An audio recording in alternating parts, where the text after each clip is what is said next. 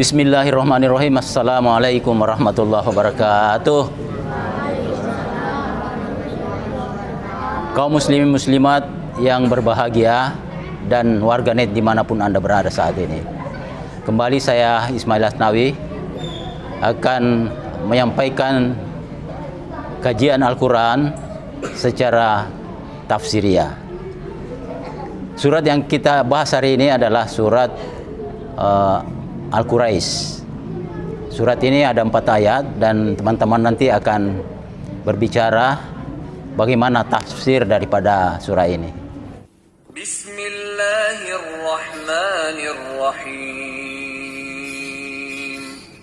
Li'ilafi Quraisy ilafihim rihlatash shita'i was-shayf فليعبدوا رب هذا البيت الذي أطعمهم من جوع وآمنهم من خوف. Mungkin ada yang pertama, tafadhal. Bismillahirrahmanirrahim. Assalamualaikum warahmatullahi wabarakatuh. Waalaikumsalam warahmatullahi wabarakatuh. Ya, alhamdulillah kita memuji Allah. Malam ini ada yang unik, ada yang membuat rasa gembira, yaitu adanya generasi penerus kita, anak-anak kita untuk ikut, ya. Coba kalau hidayah tidak diberikan, hidayah itu petunjuk, ya kemungkinan seperti anak-anak luar pergi saja ini, tapi alhamdulillah sekarang ikut. Nah, Pak Ustaz tadi telah menjelaskan secara lafaziyah, maksudnya terjemahannya itu surah Quraisy, ya, yang 4 ayat itu terjemahannya dalam bahasa sehari-hari. Terjemahan itu arti yang tertulis. Anak-anakku utamanya dan bapak-bapak, bahwa kita mengadakan pengkajian 2 macam. Selain tahu membaca dulu dengan benar, menghafal itu surah-surah pendek, kemudian mengetahui artinya, lalu ada lagi perkembangan, yaitu dapat dipahami semua apa maksudnya sebenarnya itu, ya. Begitu ya. Jadi anak-anakku ini alhamdulillah, mudah-mudahan bukan hanya malam ini, seterusnya, Dek. Baik. Jadi yang menarik di sini ialah kita tahu bahwa di Mekah sana itu ada orang suku Quraisy yang terbesar. Suku itu suku yang terkenal di Hijaz di Arab. Itu tanah di sana tidak seperti di Indonesia, kering. Ya, pohon tidak bisa tumbuh padi apa dan sebagainya sampai hari ini. Ya, konon kabarnya kalau sudah subur di sana berarti sudah mau sekali kiamat. Ya, kalau sudah menghijau dan sekarang sudah ada tumbuhan hijau, itu berarti itu tanda-tanda kiamat sudah dekat. Nah, sudah banyak air di sana, ya, banyak terowongan. Itu tanda-tanda kiamat sudah dekat. Nah, baik. Nah, ini kiamatnya hancur dunia nanti kalau sudah kiamat besar. Nah, ternyata Allah menyelamatkan mereka dari kelaparan karena tidak bisa tumbuh padi, tidak bisa paling kurma, tanaman-tanaman yang keras, ya, tumbuh di musim kering saja. Nah, kita telah mendengarkan tadi bahwa suku Quraisy itu senang berdagang.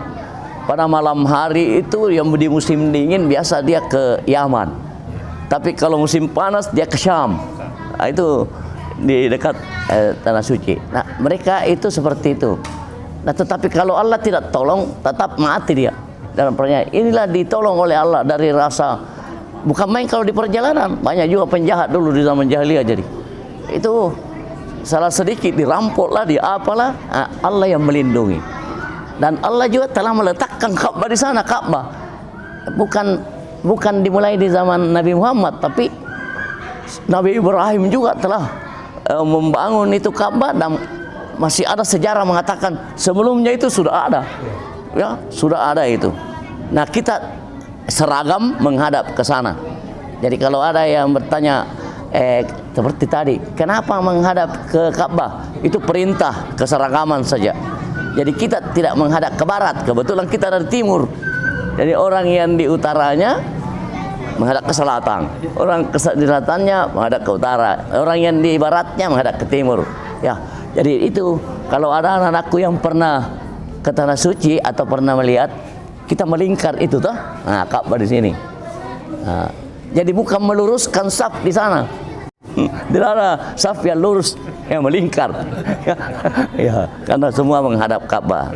Nah, tapi imamnya tetap satu, ya toh, kalau salat bukan 4 ya.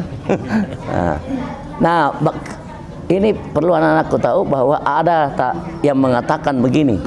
Pernah juga saya ditanya oleh mahasiswa saya, bilang, mahasiswa non muslim itu berarti betul itu Ka'bah disembah?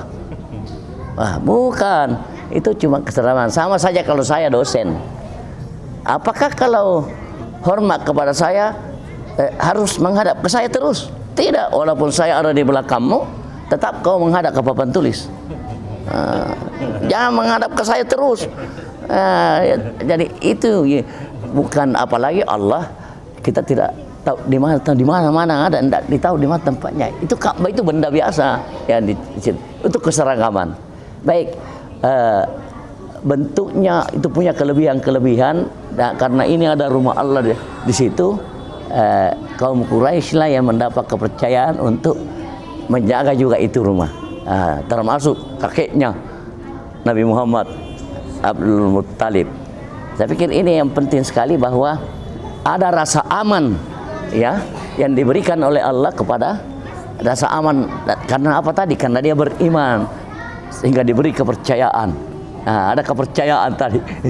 Kepercayaan, kalau orang diberi kepercayaan amanah, ya tidak boleh kita menyeleweng seperti itu ya. Kalau anak-anak kalau dia disuruh oleh orang tua, beli ini, jangan beli yang lain ya. Beli beras, dia beli gula-gula, salah itu.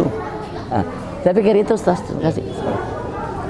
Bismillah, alhamdulillah, wassalatu wassalamu ala rasulillah, wa ba'd. Ya, menarik sekali ini anunya, apalagi surah yang kita bahas baru kali ini, yaitu surah Quraisy. Quraisy ini dia merupakan suku di antara suku-suku di Arab Saudi, dan suku Quraisy ini adalah suku yang terkemuka dan termasuk sukunya nasabnya dari Nabi Muhammad, Nabi kita sallallahu alaihi wasallam.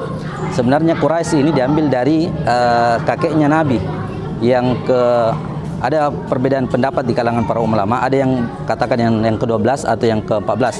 Jadi Nabi itu kalau kita mau hitung nasabnya, Muhammad bin Abdullah bin Abdul Muttalib bin Hashim bin Abdi Manaf bin Qusay bin Kilab bin Murrah bin Ka'ab bin Lu'ay bin Ghilab. Ini bin Fihr.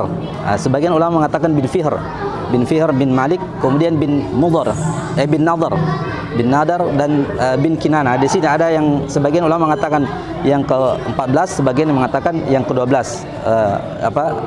Asal dari kata Quraisy. Jadi Quraisy itu sebenarnya gelar.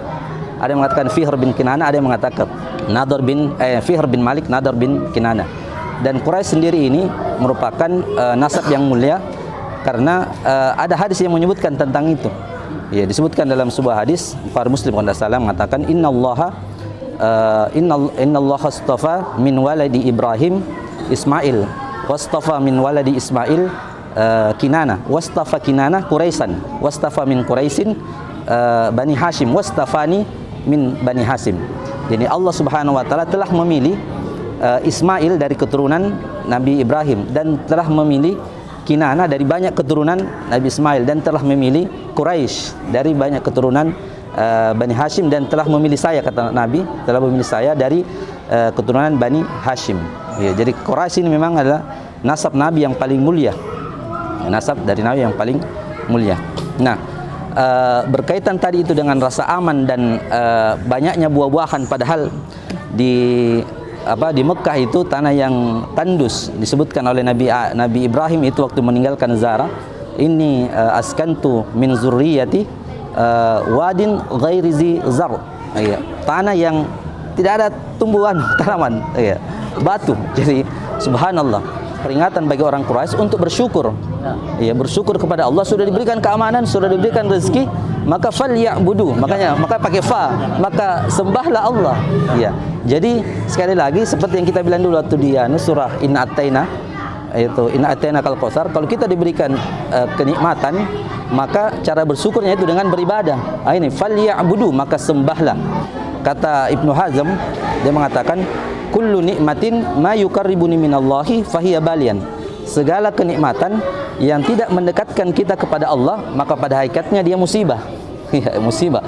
Jadi kalau ada kenikmatan yang tidak membuat kita beribadah kepada Allah, sebenarnya itu musibah. Ya. Sebaliknya kalau ada kita dapat musibah tetapi justru mendekatkan kita kepada Allah, maka itu sebenarnya kenikmatan karena bisa mendekatkan kita kepada Allah. Jadi itu mungkin yang bisa kami sampaikan.